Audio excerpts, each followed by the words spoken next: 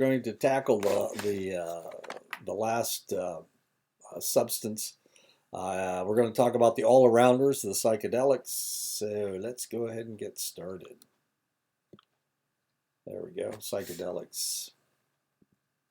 Psychedelics alter a user's perceptions whereby reason becomes unimportant, and intensified sensations create illusions, delusions, and hallucinations. So what are we going to talk about?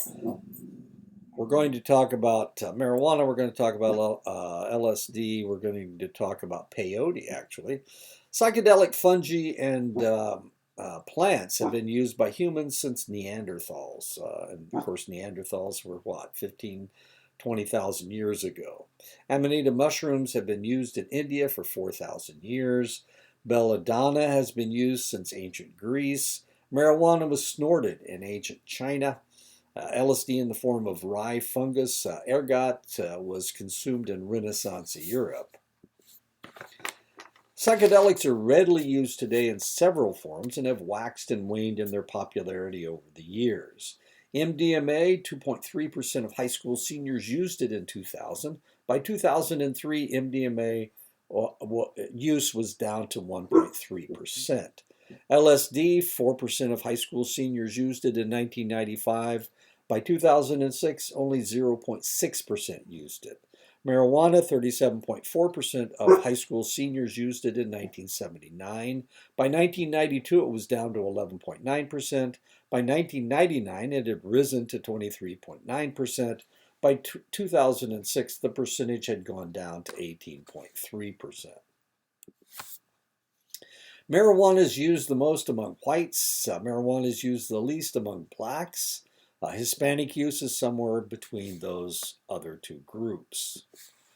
Psychedelics come in 5 chemical configurations: indoles, phenylalkylamines, anticholinergics, cannabinoids, and there's a class by themselves. The indoles include LSD and psilocybin mushrooms. Phenylalkylamines include peyote and MDMA. Anticholinergics, belladonna and datura. The cannabinoids, marijuana, of course, and then, of course, the ones that are in classes by themselves: ketamine, PCP, salvia divinorum, and dextromethorphan. That's the cough medicine stuff. The effects of psychedelics is determined by toxicity of the substance, the amount used, the user's experience with the drug, the emotional makeup of the user, the mood and the mental state at the time of use, the pre-existing mental illnesses, the surroundings in which the drug is taken. Most hallucinogens stimulate the sympathetic nervous system, which results rise in pulse and blood pressure, sweating, palpitations, nausea. Psychedelics interfere with select neurotransmitters: dopamine, norepinephrine, acetylcholine, anandamide, glutamate, alpha-cytosine, but especially serotonin.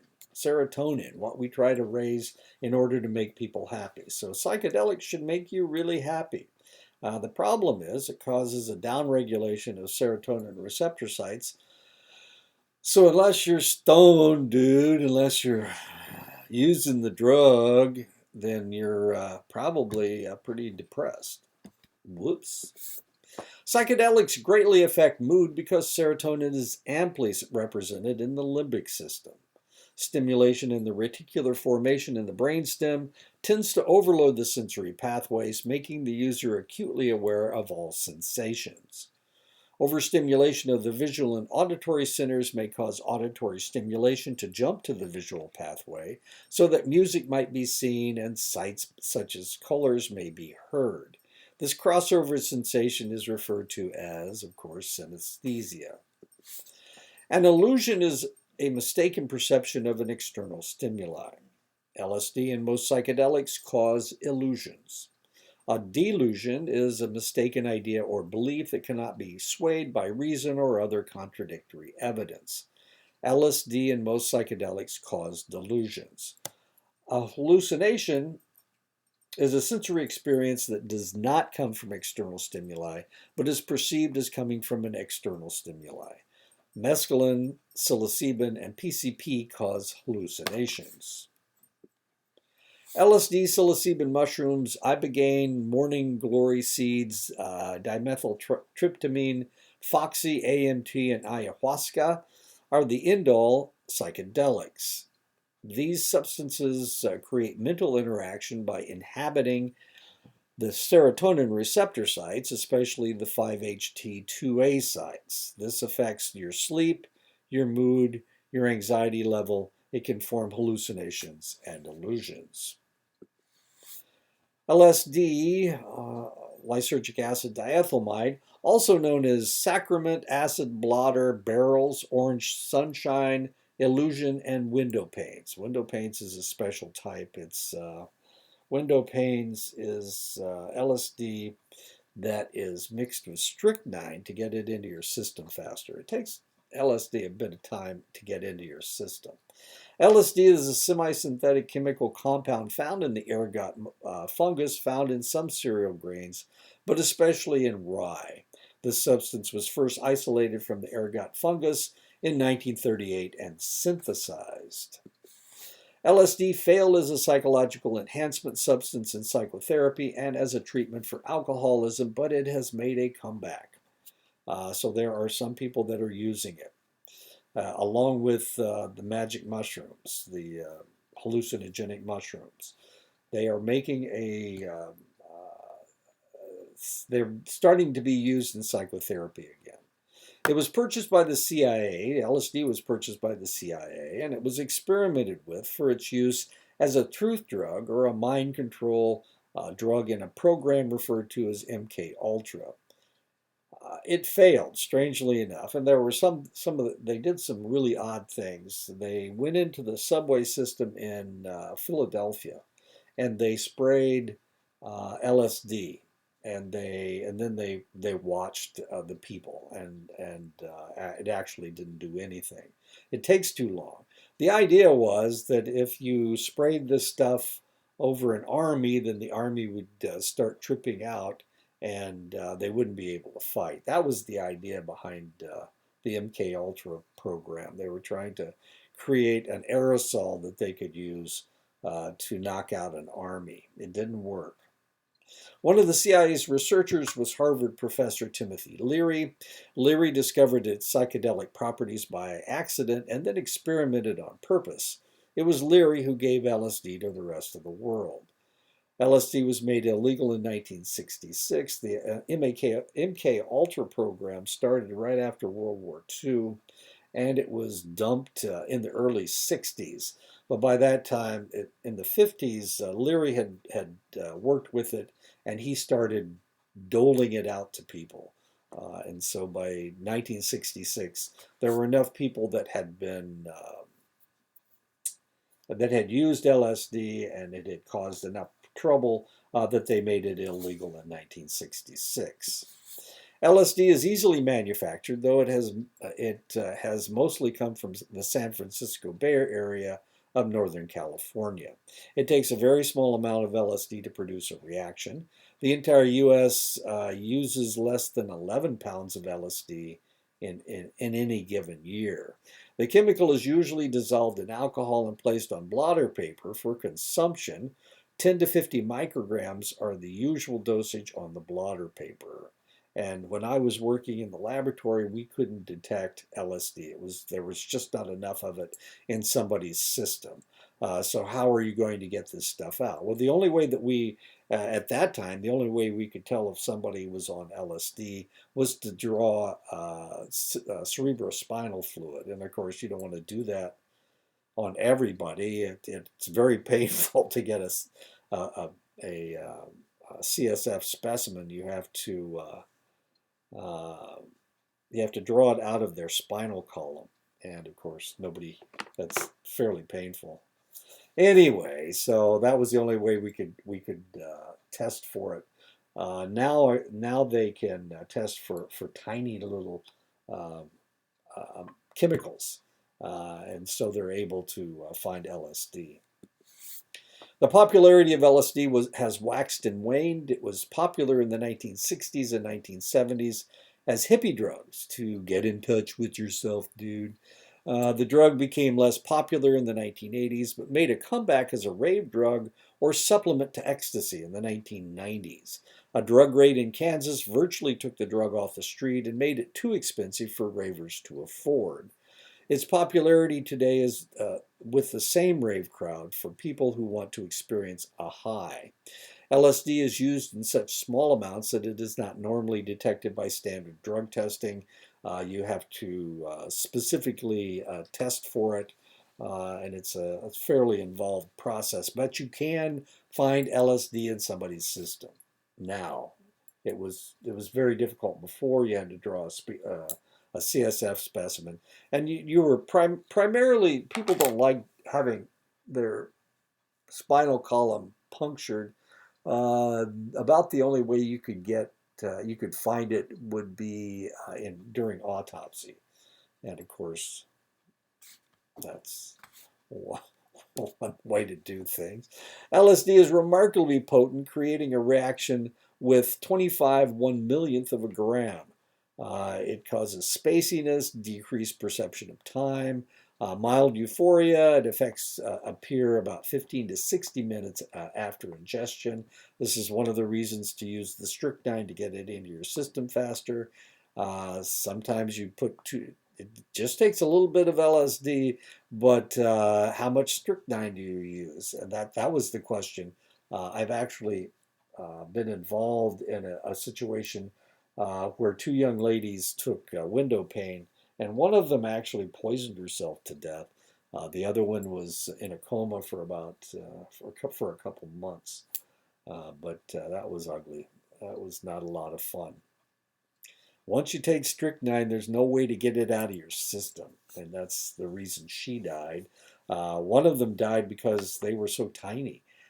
She was a skinny little thing, and the other one was able to live because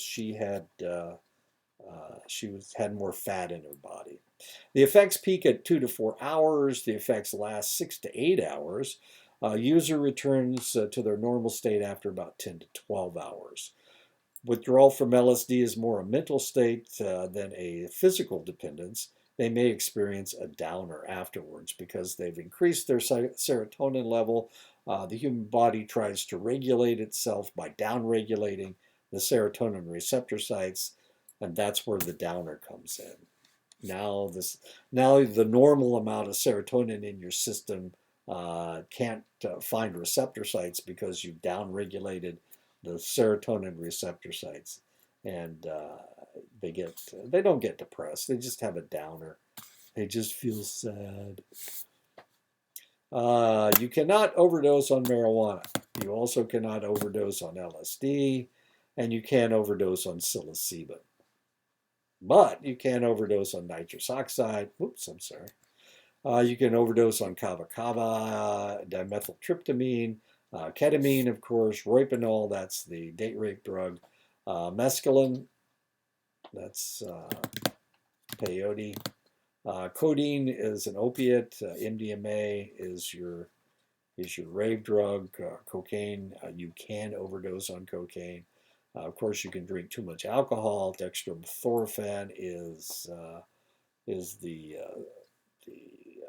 psychotropic in cough syrup. GHB, another date rape drug. Isobutyl nitrite is the huffers. Datura, nutmeg, and heroin, of course, easy to overdose.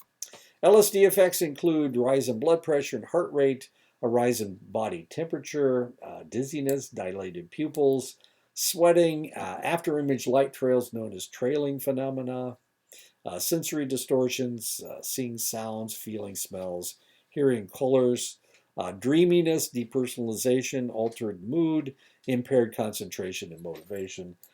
This was really popular back in the 60s and 70s. One of the one, one of the effects of LSD was that people claimed that they could see people's auras. What they were seeing was a flashback to this trailing phenomenon. And I've known people that claimed that they could see auras around people, but it was pretty much the fact that they dropped too much acid in the past. LSD activates the locus coeruleus, which causes the release of extra amounts of norepinephrine. The extra norepinephrine enhances alertness, causing the illusion of heightened awareness and introspection. LSD trippers often will lose their ability to express themselves verbally, which drives you crazy because they'll come in and they'll be mumbling something. You can't understand a word they're saying. You don't have a clue what's happened to them unless they come in with somebody else. Now, a lot of times, people will not take LSD by themselves because they need somebody to guide them. So a lot of but if they do try to do that, and then they'll start feeling uh, negative about things, they'll come into the emergency room. Used to drive me crazy. Anyway, they'll come in and you can't get a word out of them. It just drives you nuts trying to figure out what's going on. Um, a lot of times, what we would do is put them in a room, and we would just keep monitoring them until they became verbal again. The greatest danger is the impaired reasoning that the individual displays and the loss of judgment. And you got to keep an eye on them because you never know what they're going to do. And you try to put them in a room where there's nothing in there so that they can't do anything. You just never know what they're going to do. The user can suffer acute anxiety reactions to the LSD, and this is known as bad trips. And this is usually why people came into the emergency room. They would claim people were after them. My great niece, oh, this is not a happy story. My great niece, um, she was with her boyfriend, and they were dealing drugs. They were in his mother's brand new car, and they were all of a sudden they dropped some acid, and they got the idea that um, since they were dealing drugs, and there were two or three different groups of individuals dealing drugs, they got the idea that somebody had put a tracer on their car, on the mother's car, because they had dealt drugs out of that car. So they went down to the river and they literally tore the car apart looking for the tracers. Uh, Before they tore the car apart, and then they started running, and the police caught them, took them to the emergency room, and they made a full confession. We were dealing drugs, and we thought that Charlie down the street put a tracer on the car. That's why we tore it apart. Please protect us from Charlie. It was one of those kind of deals. Oh, she's the same one that gave birth to the baby addicted to heroin. She was addicted to heroin.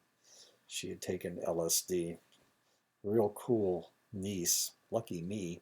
It is especially common for new users who aren't aware of the intensity of the euphoria or the possibility of panic that can be induced by the drug.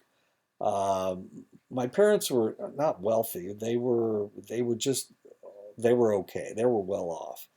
Um, but they weren't wealthy. And every time she did something like this, they wanted my parents to pay to replace that car. Now, of course, he was part of that as well. And he was driving his mother's car because she had allowed him to drive the car. So, why in the world? I don't know. Anyway, it just got really strange. Ugh.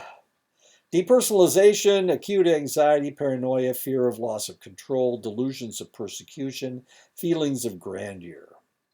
Suicide by mistake is not uncommon for these individuals, and that, of course, had this acute anxiety reaction to the LSD. LSD can be dangerous for people with pre-existing mental conditions or mental instability, and of course she was bipolar, so real bad idea to take the LSD.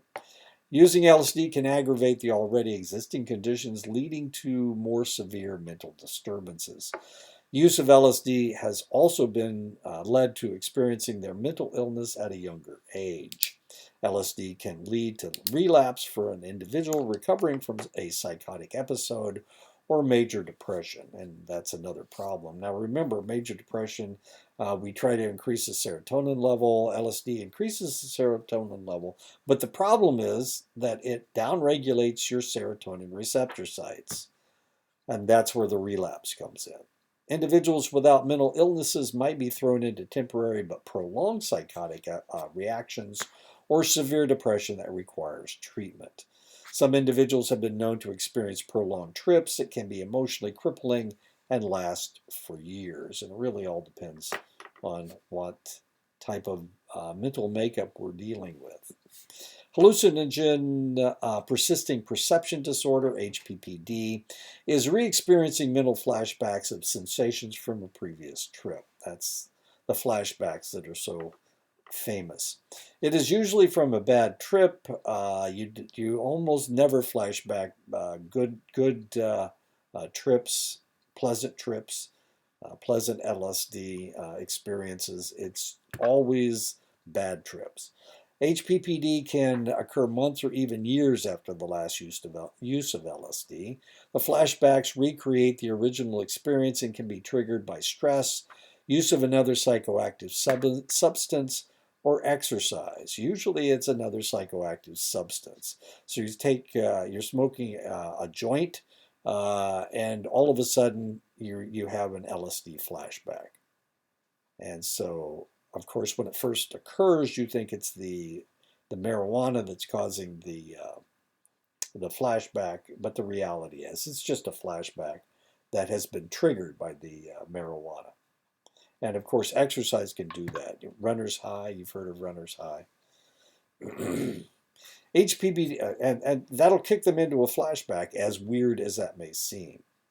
It's one of the reasons why these type of drug users do not jog. They're not joggers. HPPD seems to have a strong hereditary component and results in anxiety and panic attacks. Some people suffer from long-term, intermittent, or continuous HPPD, where their flashbacks occur on a chronic basis.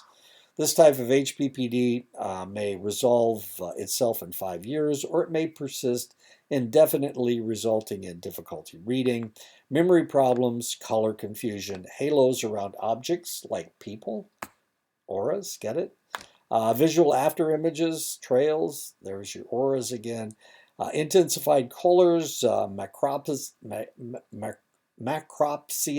or micropsia, objects appearing abnormally large or abnormally small, illusions of movement, geometric pseudo-hallucinations, flashes of color, imagined images, floaters in the eye. Oh, geez, we had this person that came into the emergency room one time. They dropped acid. They had floaters, and by golly, they were trying to catch them. It's like trying to catch butterflies that aren't there. It was just the most bizarre thing. And so we put him in a room. Wow, that's not funny. We put him in a room, and he kept coming out because he was chasing his floaters. What a night. HPPD can be caused by other psychedelics besides LSD, though it is most common with LSD. It can also be caused by MDMA, MDA, mescaline, DMT, PCP, marijuana, or psilocybin. Flashbacks occur in from 23 to 64% of regular LSD users. Zoloft, clonidine, and naltrexone have been used to treat HPPD successfully. LSD does not produce compulsive drug-seeking behavior, thus it is not considered addictive. Tolerance develops rapidly, and some users have reported as many as 500 trips in their lifetime. The dependence is probably psychological instead of physical with LSD. There are 75 different varieties of mushrooms that contain the active ingredient psilocybin or psilocin. They grow in Mexico, the United States, South America, Southeast Asia, and Europe, and have been used since before recorded history. They were especially important in the Aztec and Toltec religions in Mexico and Central America. Remember, the Toltecs predated the Aztecs. These substances are still being used among the Mazatec, Chol, Lacandon Mayan shamans. And when we were in Guatemala, we visited some Lacandon Mayan shamans in, where were we? What was that? It wasn't Guatemala City. It was out in the rural area. Anyway, we had an individual that wanted to go up into the mountains with these guys. Well, she was a lady, and well, we wouldn't let them get away. Um, uh, she wanted us to stay an extra day in that town so that she could go up in the mountains with these shamans. Not a real good idea. We were one of the first groups to go into Guatemala after the State Department opened it up for tourism. There were still bandits in the area. As a matter of fact, a week after we left, went to Tikal, and a week after we left, some bandits kidnapped a group in Tikal. So it could have been us. And like I said, we were the first group to come in. They may have been after us, but they didn't get there in time. Anyway, we didn't let her. What was it? I can't think of the town. Anyway, weird stuff. The chemical structure of psilocybin is very similar to LSD. However, mushrooms are widely in strength, very widely in strength, with some having as much as 10 times the level of psilocybin as weak ones. Fresh mushrooms are more potent than dried ones. Psilocybin is broken down into psilocin in the stomach. Psilocybin is twice as potent as psilocin and crosses the brain-blood barrier more readily. Psychic effects begin at dosages of 30 to 60 milligrams. The effects last for 3 to 6 hours, and the effects are nausea and other physical responses before the psychedelic effects begin, altered states of consciousness, changes in sight, hearing, taste, and touch, visceral effects, less dissociation and panic than with LSD. Many of the psychedelic effects are caused by the disruption of neurotransmitters dopamine, serotonin, and norepinephrine oversensitizes the senses. Some people try to harvest their own magic mushrooms, but the similarity between mushrooms that contain psilocybin and those that are poisonous make picking them too dangerous. Ibogaine comes from the African shrub Tabernanthe iboga. At low doses, the substance acts as a stimulant. At higher doses, the substance produces a long-acting psychedelic-like catatonic reaction that can last up to 2 days. Ibogaine is used by the Bwiti tribe of Gabon to remain motionless while hunting. These hunters also claim to have ancestral visions while under the drug's spell. This drug has been considered as a treatment for heroin, alcohol, and cocaine addiction as it reduces withdrawal symptoms. However, neurotoxicity has been observed with its use in this capacity. The Bwiti tribe is a tribe of pygmies, by the way. Morning glory seeds, and I'm not going to pronounce that, contain lysergic acid amide, which can be used to make lysergic acid diethylamide. Lysergic acid amide has 1/10 the potency of LSD. It requires several hundred morning glory seeds to get an effect, and this usually causes a great deal of nausea. To exacerbate this effect, the seeds that are sold commercially are dipped in a toxin that induces vomiting. The effects of morning glory seeds include sensory disturbances and mood changes, nausea and vomiting, drowsiness, headaches, and chills.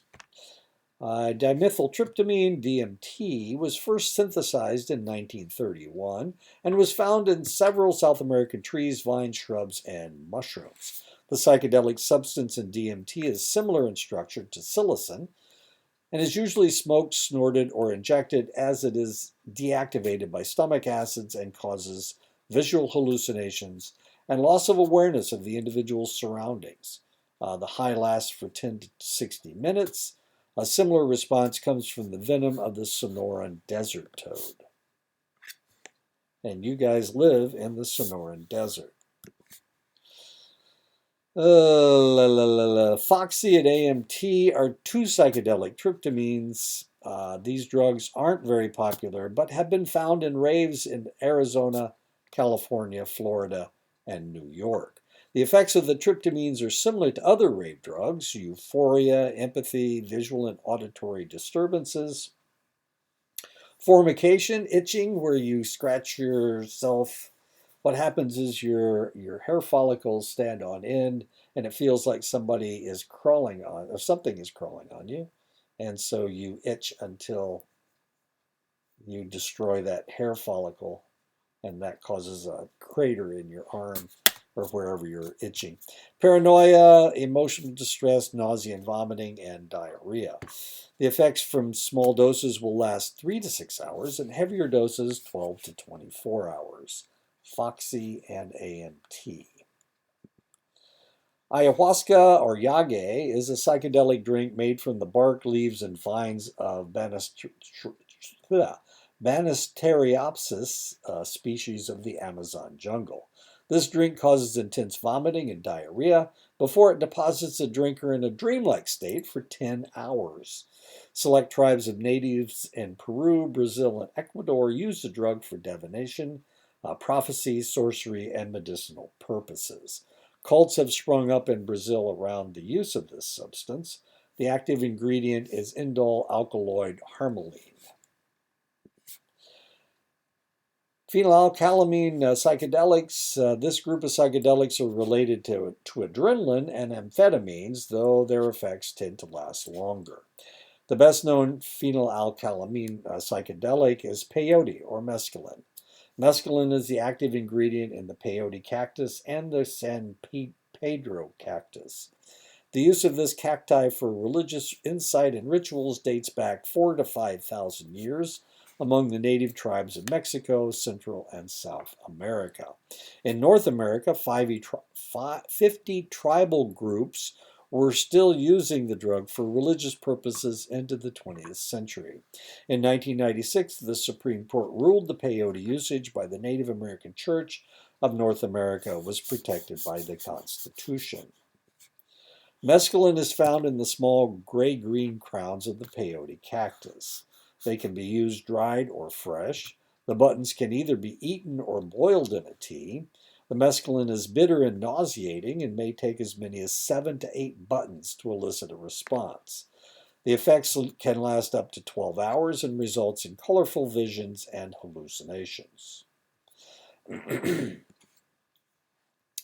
MDA and MDMA, ecstasy, the rave drugs, were first synthesized in 1910. These drugs have a similar chemical structure to mescaline. These drugs produce the effects, feelings of well-being, euphoria, psychedelic stimulatory effects. MDA was popular as the love drug in the 1960s and 1970s as it was supposed to increase the libido. It was later found to destroy serotonin-producing neurons in the brain, along with a few overdose deaths made it less popular. Love drug, huh? MDMA, or ecstasy, was developed to produce the same effects of MDA, but with fewer side effects. MDMA lasts for 4 to 6 hours, compared to the 10 to 12 hours for MDA. It is popular as a rave drug as it is reputed to make the individual dance and interact with other people at a party. The drug was tested for its psychological impact by the United States Army in the 1950s, but instead was touted as a drug that would help therapists tap into emotions and memories of repressed patients. It was used in this capacity in the late 70s and early 80s. The drug was found to create empathy in the user. Street vendors changed the emotion empathy to ecstasy to improve sales. People taking MDMA experience intensified senses of smell, which makes the use of strong-smelling substances like Vicks inhalers and Tiger Balm popular at raves. And if you've ever been to a rave, wow, what a smell. I haven't been to a rave. I haven't been to a rave, but I've had people come in from raves, working in the emergency room, and they all smelled like Tiger Balm, as weird as that is. We had one guy that, well, we won't talk about that. He stuck his Vicks inhaler somewhere. Glow sticks are waved, and we had to pull it out. We had to get it out without causing any damage.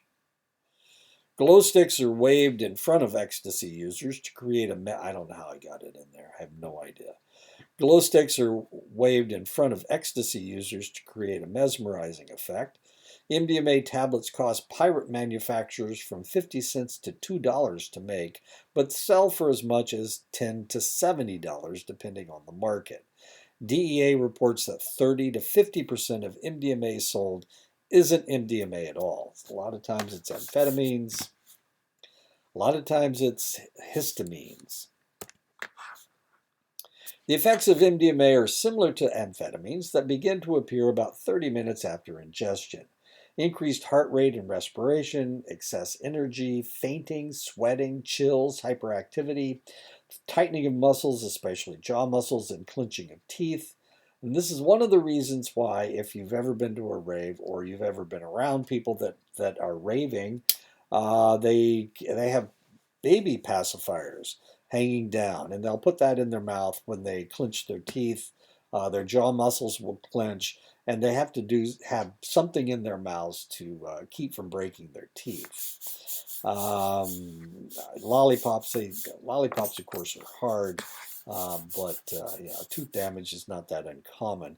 Infrequent use leads to heightened responses. Heavier use leads to rapid tolerance. Overuse of MDMA may result in dehydration that may result in water toxicity and electrolyte imbalance, pupil dilation, blurred vision, and eyelid twitching, headaches, agitation, nausea, and anorexia, serotonergic axon apoptosis resulting in thought and memory impairment, rapid and potentially dangerous heart rhythm problems, seizure activity, stroke, cardiovascular failure, and coma. Malignant hyperthermia can result in muscle damage, renal failure, and even blood coagulation. Malignant hyperthermia, in other words, you get too hot. So if you, I had a student from Switzerland. This was when I was at Mississippi University for Women, and she was telling us about MDMA and how wonderful ecstasy was, and how she used to go to raves all the time in Amsterdam and Berlin and Paris and whatnot. Yada yada yada yada. Anyway, she was saying that it's always so cold, but if you've taken your MDMA, you don't mind how cold it is. So it's usually in a warehouse or it's during the winter time and they leave the doors open so that the cold wind can blow in and cool these kids off. Because malignant hyperthermia is a very real thing. And she admitted that she had seen people die from all of these problems. But it's okay because they died during a rave. 20 to 60 minutes after ingesting MDMA, lasting for 3 to 4 more hours, the drug changes the feelings of the user, feelings of happiness, clarity, peace, pleasure. Now, one of the interesting things about this lady from Switzerland, I never saw her smile. I had her in class for 2 semesters, and I never saw her smile, not once.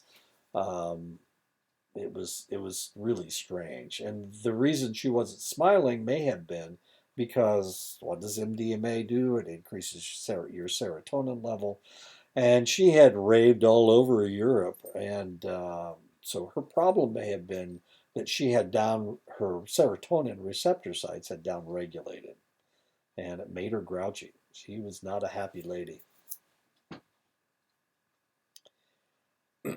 Feelings of happiness, clarity, peace, pleasure, altered sensory perceptions without depersonalization or detachment from the environment, non sexual empathy for others, self awareness, heightened self esteem, open mindedness, acceptance, and intimacy. They called it ecstasy, and they thought that this would get people to buy it as if it were a drug like Spanish fly. It was an aphrodisiac. It's not an aphrodisiac. Actually, it's the opposite of an aphrodisiac. You can have sex well, if you're a female, you can have sex on this stuff, but if you're a male, wow, probably not. MDMA's psychic effects are probably produced by its overstimulation of the serotonergic producing neurons in the brain. MDMA forces the discharge of the reservoir of serotonin in the synaptic clefts. If more MDMA is taken when the effects begin to wear off, the response is a reduced reaction. Serotonin receptors may retreat into their cell membranes to avoid damage, and this, of course, is known as downregulation. It may take up to a week to regenerate enough serotonin to produce the same effect. After use, MDMA users may experience extreme depression and suicidal thoughts because of the downregulation of serotonin receptors. Tolerance to the drug is fairly rapid. Because of the questionable content of tablets said to be MDMA, polydrug use is common. LSD is taken with MDMA to increase the time the MDMA effects last. And this is known as candy flipping, flip-flopping, X and L's, candy snaps. MDMA with hydrocodone, OxyContin, codeine, heroin can enhance the euphoric feelings of both drugs. GHB with MDMA, a form of modern-day speedballing. Nitrous oxide and MDMA intensifies the inhalant rush. Prozac and MDMA are used together to buffer the serotonergic cells from toxicity. MDMA and Viagra are taken together to enhance sexuality and referred to as sextasy. Now, remember what I said. Potentially, if you're a male and you take MDMA, you're not going to have sex. But if you take MDMA with Viagra, then maybe you can have sex. Okay, if you're a female, well, there's a difference between male and female sexual response. Males have to get an erection, but females just have to be receptive. MDMA has been maintained because of its popularity with people who attend raves, dance parties, and electronic dance clubs. Rave and club music is also known as techno and maintains a trance-like beat that may be accompanied by light shows and laser light effects. These events are usually accompanied with the use of many illegal drugs that includes MDMA, nitrous oxide, GHB or GBL, dextromethorphan, which is the psychotropic medication in cough syrup, ketamine, PCP, Nexus, and any street drugs other than alcohol. Problems at raves usually come from other drug use, alcohol, methamphetamines, LSD, GHB, and ketamine. MDMA effects that can cause problems are usually in the form of overheating, falling injuries, passing out, bad psychedelic experiences, mental destabilization. Don't take this stuff if you've already got a mental problem, because it can kick you into all kinds of, just like LSD can. It can kick you into a psychotic episode. Two drugs that are popular as rave drugs in the Netherlands are 2CT7 and 2CT2, also known as Blue Mystic, Tripstasy, Seventh Heaven, 7-Up, Lucky 7, and Beautiful. The drugs are psychostimulants and cause the following effects. It induces delirium, heightened sensitivity, increased awareness, nausea and vomiting, dangerous cardiovascular responses. Nexus is a trade name for 2CB or 4-bromo-2,5-demethoxyphenylalphalamine. It creates mild stimulation at low doses and intense psychedelic experiences at high doses. This is an amphetamine-like chemical. It's not an amphetamine, but it's an amphetamine-like chemical.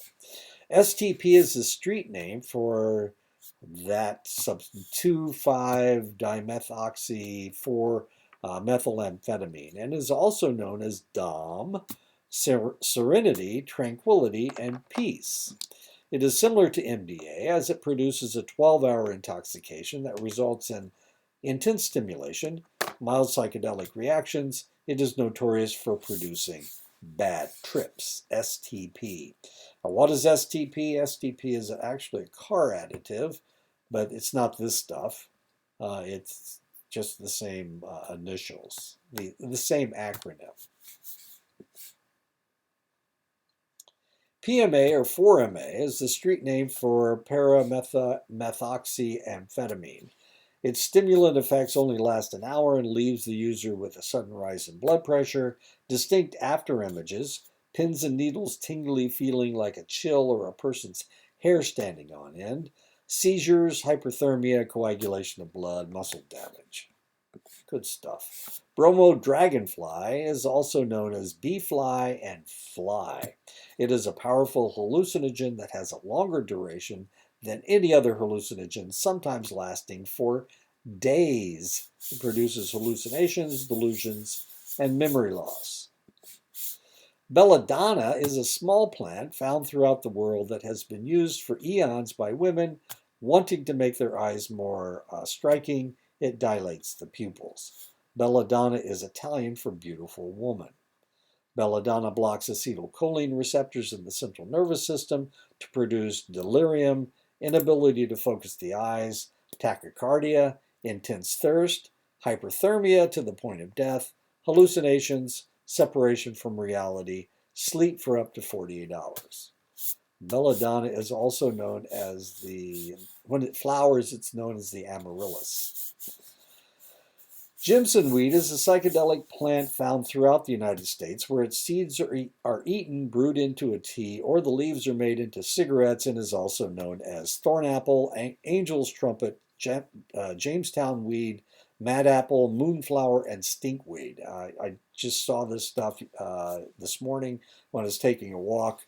It's, of course, out of season, but I've got Jimson weed in my fence row. And I know it grows there because I saw it when I was walking around the trail around Salie. The substance produces the following effects: jerky movements, tachycardia, hypotension, hallucinations of snakes, spiders, and lizards. So if you don't have enough snakes, spiders, and lizards in your life, you can take Jimson weed and you'll see all the snakes, spiders, and lizards you want. That's what it looks like. I'm sure you've seen it. Like I said, I just saw it today. This is what you're looking for. This thing right here. Ketamine is an anesthetic used with both humans and animals and is a close chemical relative to PCP, though ketamine is shorter lived than PCP. Ketamine was the most widely used anesthetic during the Vietnam War. It was liked because it does not affect the patient's breathing, but has the additional side effects of dissociation, feeling like you're outside yourself. And this is one of the things that we saw in Vietnam. And what you want to do, sometimes when you give a patient an anesthetic, they start having breathing problems. They'll especially have breathing problems if they don't smoke or if they smoke a lot. If they smoke just a little bit, then you're probably okay because they cough a lot. But if they smoke too much, then they cough all the time, and so that can be a problem. If they don't smoke at all, then their body's not used to coughing, and sometimes these people will almost shut down after you give them the anesthetic because you put them in, after surgery, you put them somewhere and you wait for them to wake up. And what you want them to do is cough. They have to cough. They have to, because their lungs haven't been working very much. And now what they need to do, whatever mucus has accumulated, you need to get that out. Well, if you're a smoker, then your body's used to coughing, and it coughs all the time, and then it comes out. If you smoke too much, you've created too much mucus. Because you shut this process down, sometimes it can block the airway, it can cause they can get pneumonia from it. If they don't ever cough at all, if they don't smoke at all, and they don't ever cough, then sometimes it will cause they have a difficult time coming out of surgery. The liquid is crystallized, and the crystals are smoked in a pipe or snorted to the effects of mild dreamlike intoxication.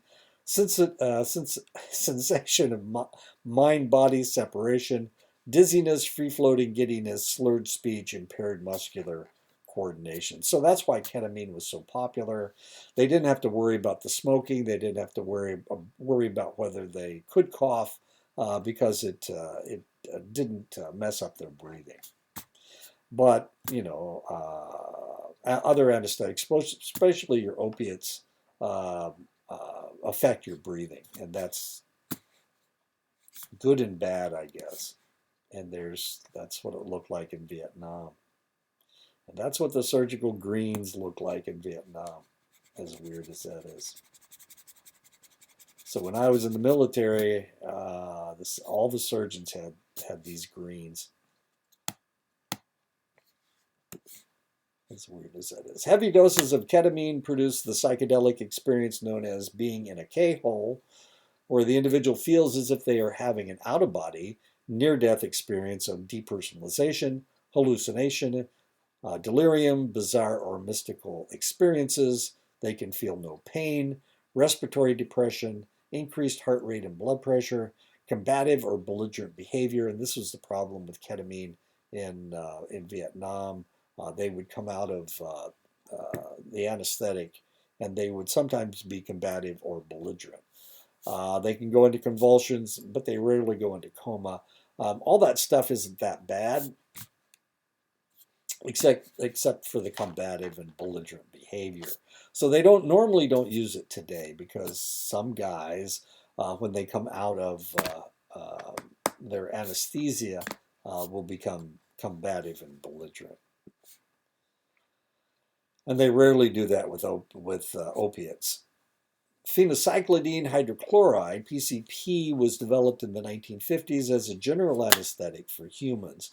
Unfortunately, the drug had toxic and hallucinogenic side effects, and it was relegated to the use of animals only. It is also known as angel dust, peeps, KJ, Sherman's, or ozone. It is sometimes sprinkled on marijuana and smoked in a joint. It can be smoked, snorted, swallowed, or injected. PCP seems to disconnect sensory messages sent to the central nervous system, dissolving your inhibitions, deadening your pain, strange feeling of mind-body separation, forgetfulness, difficulty concentrating, aggressive and violent behavior, depersonalization. 40% report hallucinations, tactile, visual, or auditory. Damage can be done by the individual to themselves by overstressing muscles, sinews, and flesh. Low doses of PCP produce mild depression and then stimulation and last for 1 to 2 hours. Moderate doses of PCP produce an intense sensory deprived state and last for 4 to 6 hours. Heavy doses of PCP produce catatonia, coma, convulsions, and kidney failure and can last for up to 48 hours. The general drug-using population does not routinely use PCP because of the high frequency of bad trips. Anterograde and retrograde amnesia is common with the use of PCP. Salvia divinorum is a member of the mint family and produces psychedelic effects when ingested. It creates dreamlike hallucinations, occasional delirium, and out-of-body sensations. When smoked, the effects last for only 7 to 10 minutes. The key ingredient is salvorin. At present, the drug is legal, but under review for scheduling. And that's what it looks like. And I have this in my fence row as well. It has pretty purple flowers.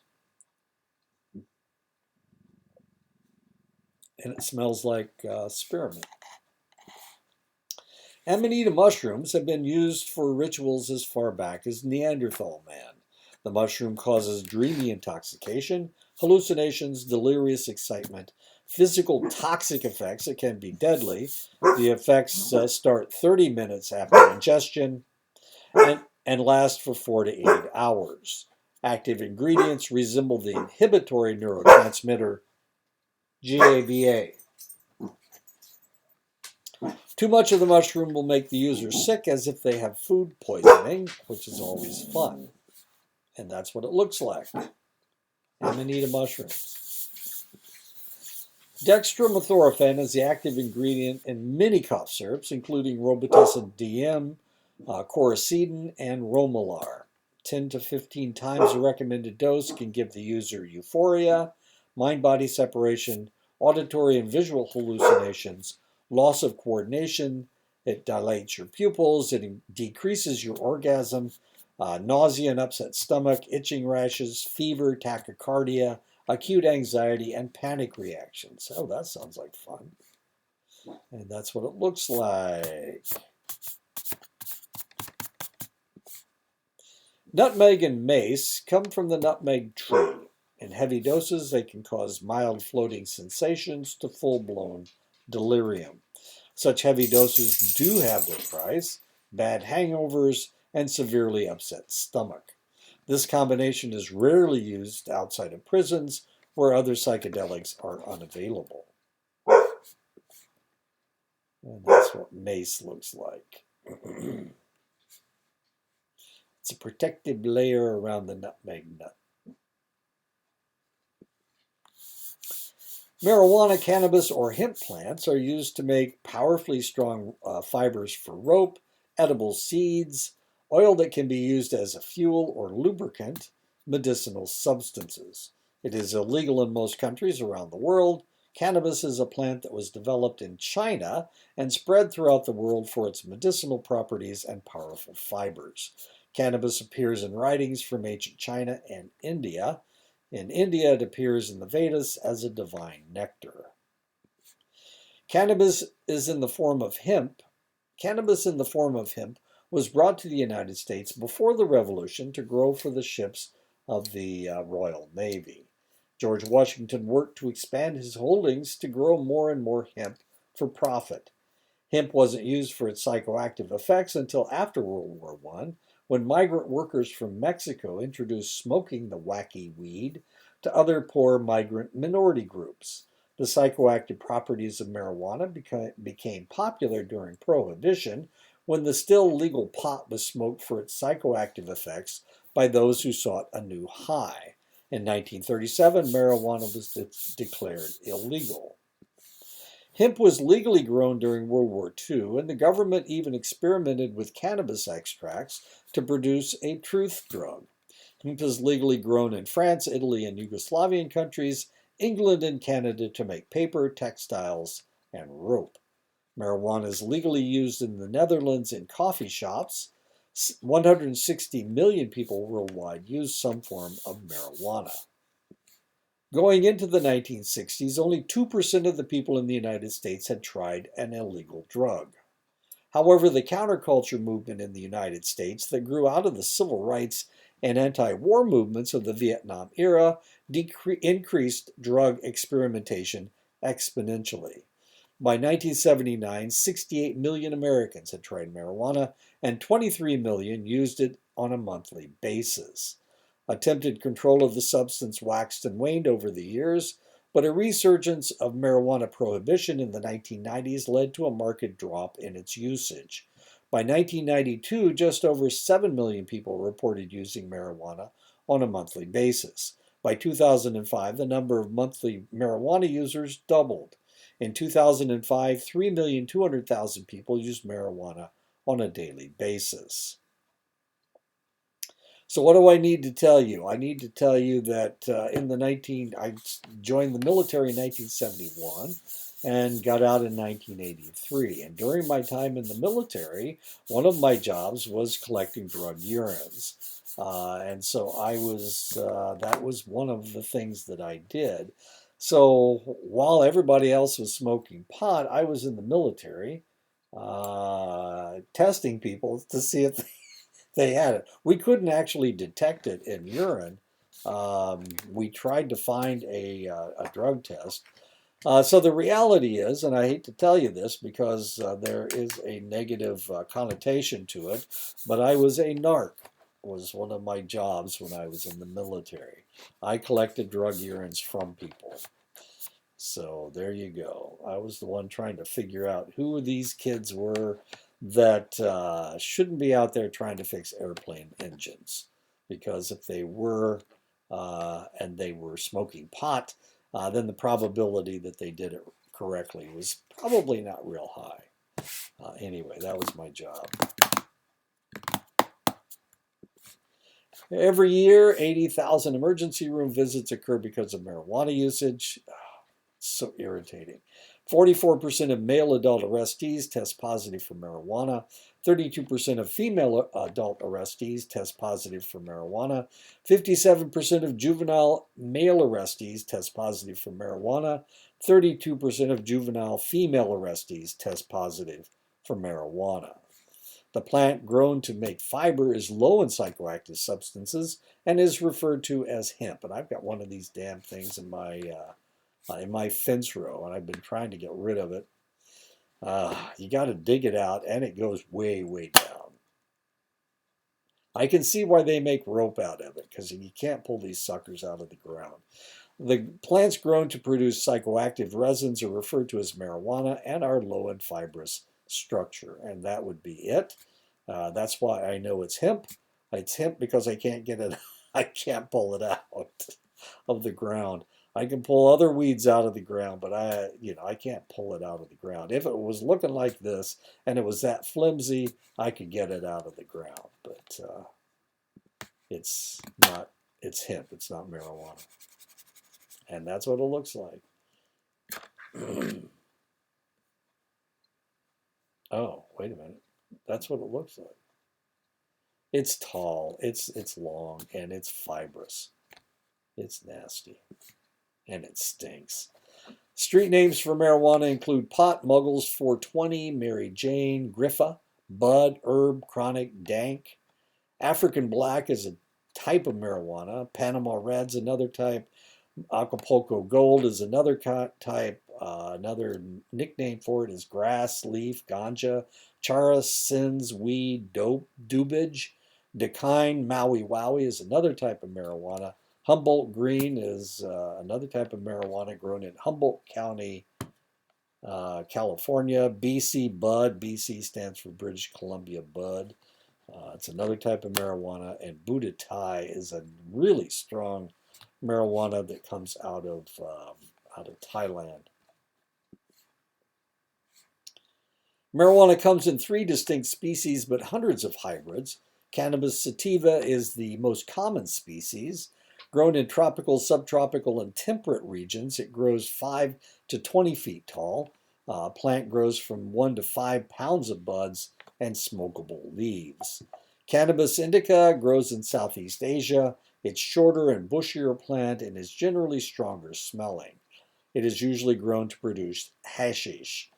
Cannabis ruderalis is a thin, small plant. It has very little THC and is rarely used to make marijuana or hashish.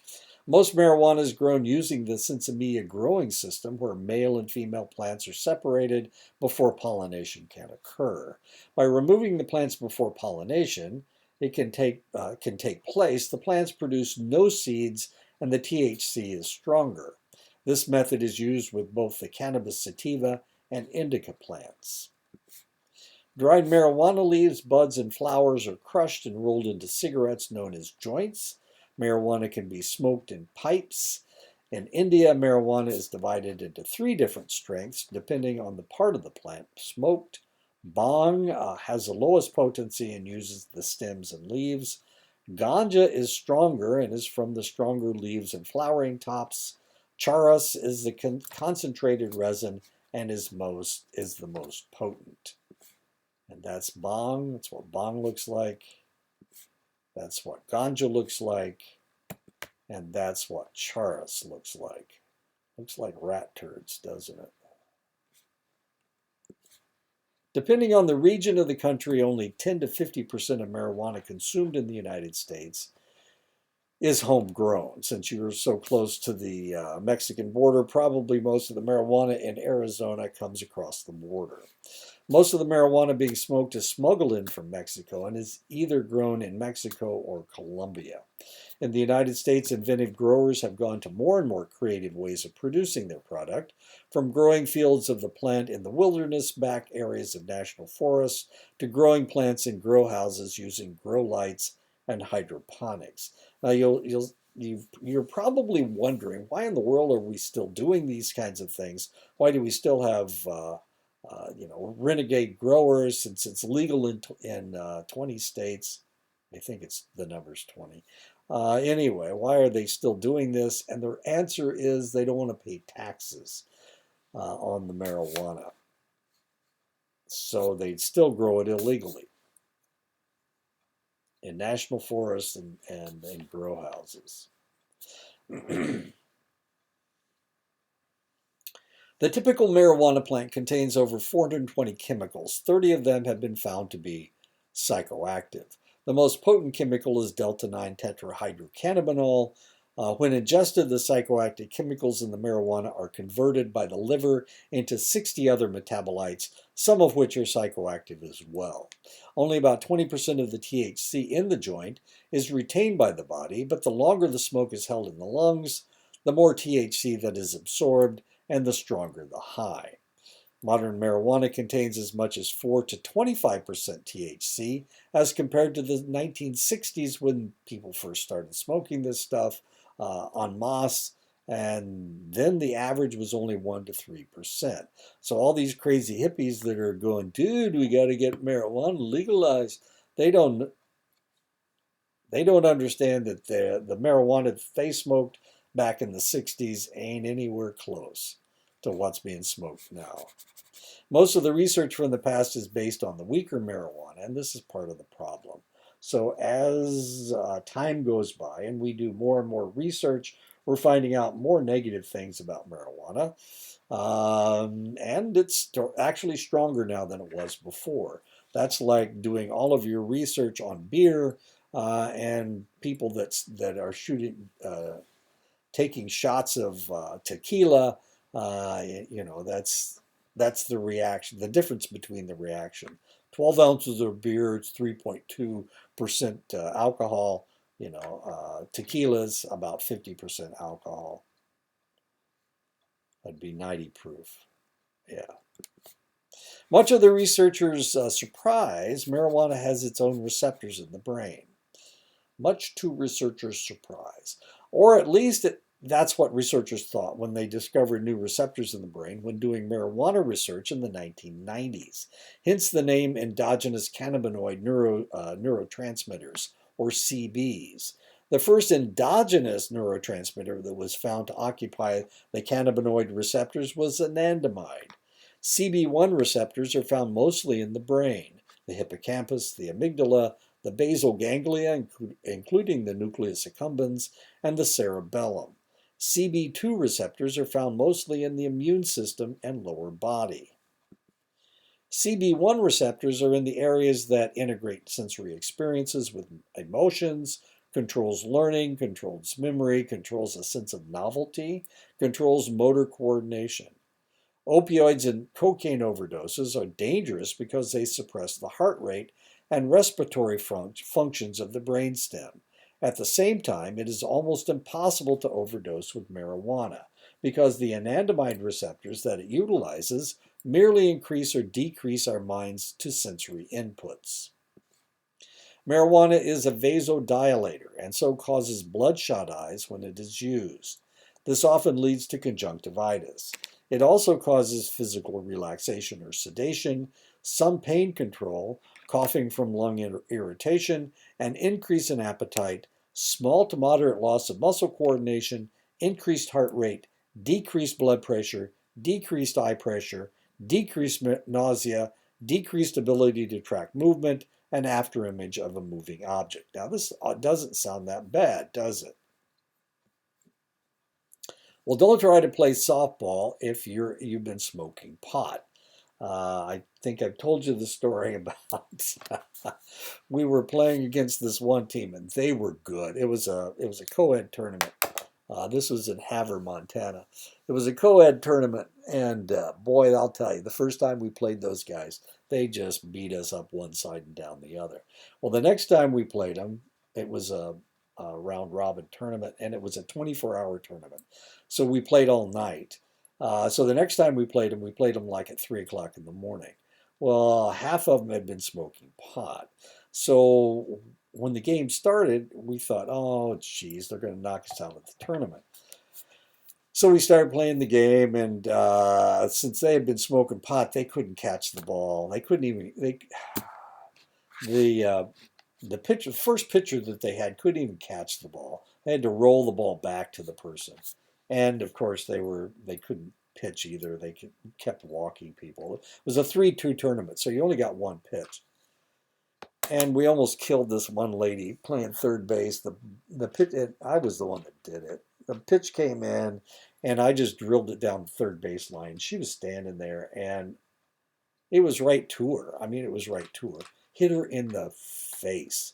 Hit her in the face because she couldn't get her glove up in time, and it almost killed her. They forfeited the game, and that was their second loss, so they were knocked out of the tournament. But we almost killed those guys. Marijuana causes a small temporary disruption of the male hormone testosterone. While this is of little importance to most males, for those with a hormone imbalance or those going through puberty, it can cause some problems. The testosterone decrease can also cause a lowered sperm count and sperm motility in chronic pot users, making it less likely that they will be able to reproduce. Marijuana makes people hungry, called the munchies. When THC occupies the CB1 receptors in the hypothalamus that indicate satiation. Marijuana doesn't sharpen an individual's sense of taste. They'll eat anything. Marijuana also gives the individual a feeling of confusion about where they are and eventually makes them feel deja vu along with being drowsy, being aloof, and having difficulty concentrating. With the advent of marijuana high in THC, these varieties have more extreme effects. Giddiness, increased alertness to the point of hypervigilance, major distortions of time, major distortions of color, major distortions of sound, sensation of movement under the user's feet, visual illusions, hallucinations, paranoia, depersonalization. That's another thing that happened. We had this individual actually got a hit. I don't know how they found the ball, but they were able to hit the ball, and then they ran to first base, and then they ran out into the parking lot because I don't know, they just got this idea that they were supposed to just keep running. It was just so bizarre. Marijuana, they called them out because they left the field. Marijuana users tend to act more empathic to other feelings when under the influence of the drug. Marijuana also makes the user more suggestible. The main organ in the brain that is affected by marijuana is the amygdala, which regulates your appetite, pain, anxiety, fear, suppression of painful memories, and a sense of novelty. So if you've ever been around somebody that's smoking pot, a lot of times everything is just the most interesting thing in the world all of a sudden. Now, if they're chronic pot users, pot smokers, when they're not stoned, they're bored to tears. Nothing excites them. Yeah, well, anyway, so they're either bored to death or everything is fascinating. When an individual uses marijuana, the THC artificially stimulates the amygdala, making even the most mundane objects and ideas interesting. If the individual overstimulates the CB1 receptors, these cells will downregulate, sometimes reducing these receptors by 70%. When the individual isn't stoned, this reduction of CB1 receptors will result in the loss of novelty. Even the most novel stimuli will be boring to them. For a marijuana smoker to continue working, studying, or even maintaining a relationship when not stoned takes a great deal of desire. Thus, the individual will be more likely to continue to use to combat the perpetual boredom they experience when they aren't stoned. Receptor recovery can take from 2 weeks for moderate smokers up to 6 weeks for longer for heavier smokers. Remember, marijuana is fat soluble, so it stays in your system. So these people, when they're not stoned, they've still got that marijuana in their system. So it takes them a long time to recover. Oddly, short-term memory is held in the hippocampus for immediate use. If this information is needed, it will be held until it can be transferred to the long-term memory. Anandamide receptors in the hippocampus dictate how much memory is available for immediate use. Because THC occupies anandamide receptor sites, it limits the amount of hippocampal short-term memory.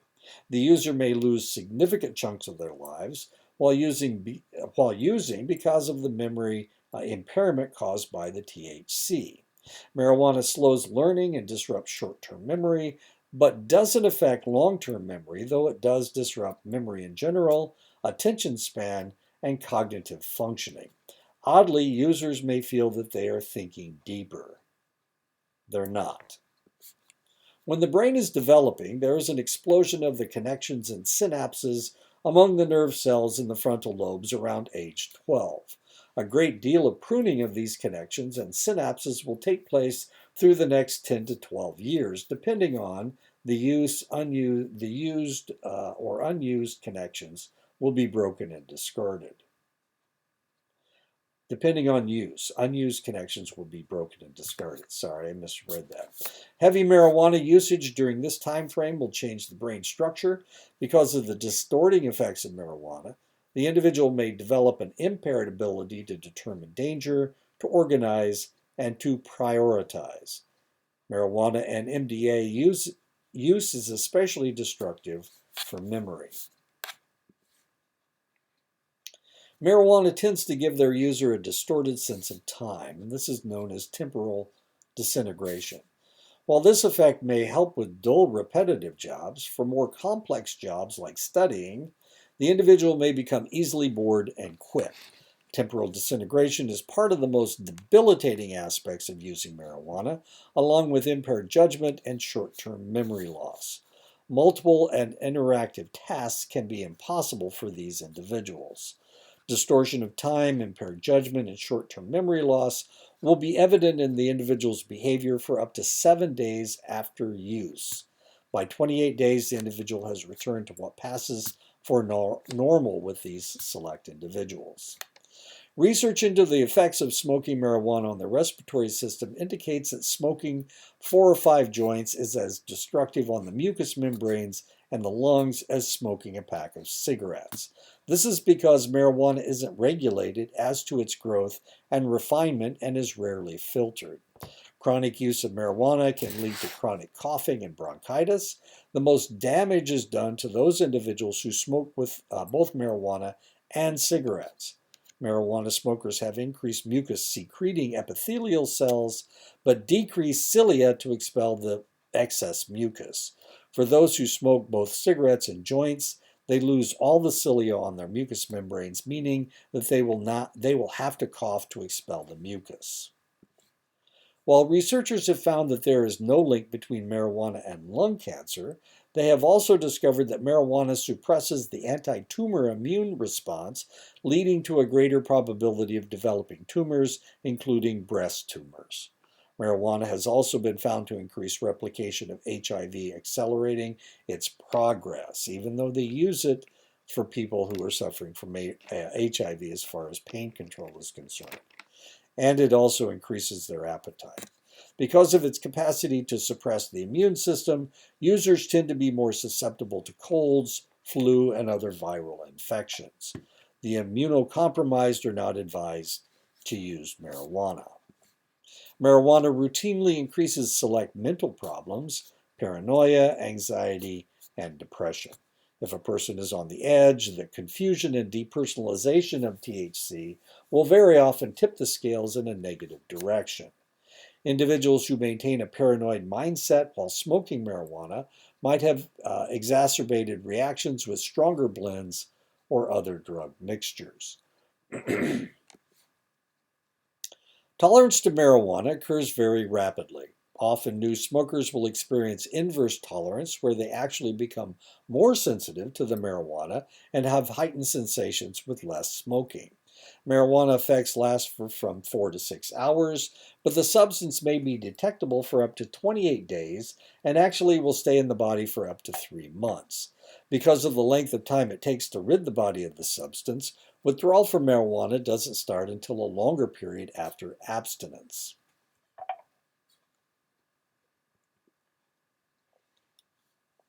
Research has disclosed that despite the rumor to the contrary, marijuana smokers do go through withdrawals, though they are more delayed than other drugs, and like other drugs, not everyone will go through all of the withdrawal symptoms.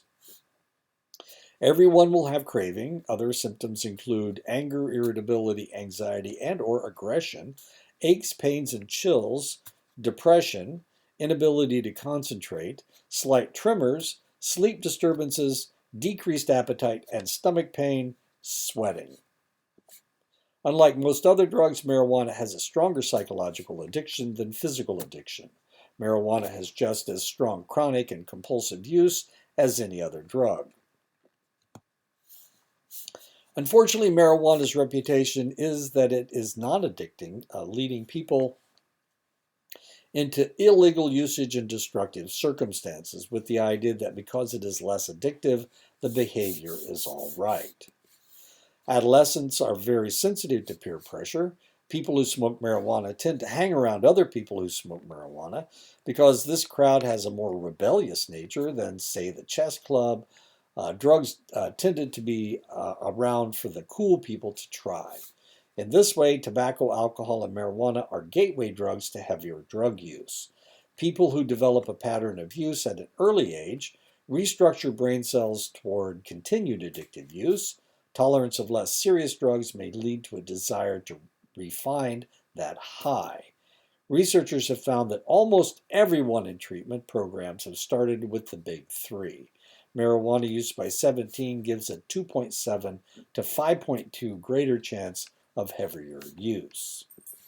Marijuana is the most widely used illicit drug in the world and is the drug of choice in many countries, including Australia, Canada, Costa Rica, El Salvador, Mexico, Panama, and South Africa. In the U.S., penalties for possession and use vary from state to state. In 2004, 44.2% of the arrests for drug use were for marijuana. 90% of these arrests were for possession alone. Marijuana arrests almost doubled from 1980 to 2004. Other countries punished for marijuana: Austria, Belgium, Germany, Greece, Ireland, Italy, and Spain don't prosecute for small amounts for personal use. In England, possession of marijuana could lead to a 5-year prison term, though most sentences are minimal. In the Netherlands, marijuana use is limited to the coffee shops. Sales outside this system are illegal. Some countries have the death penalty for possession of hard drugs, which includes marijuana, and this includes Algeria, Indonesia, Iran, Malaysia, Singapore, Turkey, and Thailand. Other countries punish for marijuana. In Japan, possession is illegal, and people can go to jail for having less than an ounce of marijuana. Smugglers with larger amounts of marijuana will routinely be imprisoned for 3 to 4 years. Foreigners who are caught are deported after they serve out their sentence. These individuals will often be banned from re-entering Japan for life. Paul McCartney has a lifetime ban for an incident in 1980. In India, an individual can be imprisoned for up to 10 years for smoking marijuana. Venezuela has a minimum 10-year prison sentence. People caught for reckless driving or after having an accident are frequently not only tested for alcohol, but other drugs as well. In the case of marijuana, there are some circumstances that make this information erroneous. Marijuana stays in the system for weeks after it stops having a psychedelic effect on the individual. Elimination rates often vary by individual because of fat content. There is little accurate data about how much marijuana in the system causes impairment. There is often another drug in the system at the same time, especially alcohol. While the research is fairly concrete, when dealing with alcohol and impairment, for marijuana it is not so simple. Statistics dealing with marijuana and traffic problems often involve polydrug use. 65% of heavy drinkers also use marijuana. People who drive under the influence of marijuana often are paranoid and drive too slowly for traffic. Research shows impaired driving for marijuana smokers up to 8 hours after smoking, and 60% failed 2.5 hours after smoking a moderate amount. A French study showed marijuana as a factor in 10% of the traffic accidents. A U.S. study showed marijuana as a factor in 4 to 14% of injury or fatal accidents. Once upon a time, I was in the service, and I was a laboratory technician, and I was on call. And they called me out, and I lived on the far end of the base. So I had to drive all the way through base housing and go through the gate and then go to the hospital.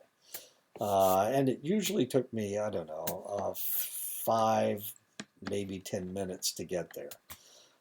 So this one time I got called out. It was during the day. It was in the afternoon. It was like 3 o'clock in the afternoon. And so I loaded my kids up, threw them in the back of the car, and jumped in my car. And of course, the speed limit on base is 15 miles per hour. Through base housing, it's 15 miles per hour. So here I am, I'm driving from the back end of base housing. And right in front of me, at the same time I was called out, the x-ray tech was called out. So he got in front of me. He pulled out in front of me because he was also in base housing, but his house was closer to the base than mine was. So I got right in behind him. So here we are, speed limit's 15 miles per hour, and you got to be careful. Don't drive over 15 miles per hour because that's the speed limit. Well, he was driving 5 miles per hour. He was driving so slow. And of course, I'm right behind him, and there's no way to pass him because it's a one lane road. I can't get around him. So here we are. We're creeping our way up to the front gate. We turn the corner. We're going to the hospital. Finally, get to the hospital. Run inside and get screamed at by the doctor because this is a fragile diabetic. What the hell took you 20 minutes to get here? You're supposed to be within 10 minutes of being here. Next time, we're going to make you stay in the hospital just in case we have an emergency, that kind of stuff. And so I went down to the X-ray tech and I said, "What the hell was going on? You're going so slow." And I looked him in the eye, and his eyes were so bloodshot. This guy was stoned out of his gourd. And of course, part of smoking pot is paranoia. So he thought I was going to turn him in for smoking pot. Well, I wasn't going to. That wasn't my plan.